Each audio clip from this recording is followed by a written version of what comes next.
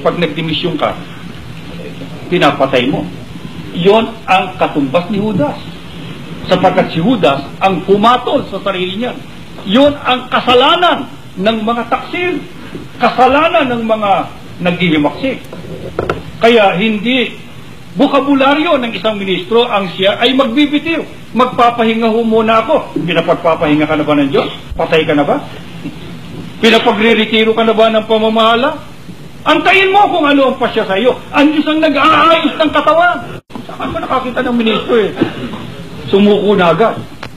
Ano ang sama kapag iniwanan natin ang ating tungkulin? Pag umalis tayo sa pinaglagyan, itong tungkulin, parang tahanan, inilagay ka ng Diyos dyan.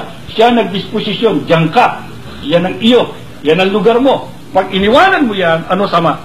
Sa Tadeo 1:6. Maging ang mga anghel na hindi nanatili sa makapangyarihan nilang katayuan at iniwan ang kanilang sariling tahanan o tungkulin ay ikinulong sa kadiliman. Para ano? Ginapo sila ng tanikalang walang katapusan para hukuman sa huling araw. Aba, mga kapatid, hindi maliligtas. Anghel na yan. Hindi ka naman siguro higit sa anghel. Pero iniwanan ang kanilang kalagayan. Iniwanan ang kanilang tahanan. Ibig sabihin, iniwanan ang pinagdestinuhan sa kanila. Ano ginawa ng Diyos? Sila ay ginapos para ilaan sa lalong malaking parusa para sila hukuman pagdating ng huling araw.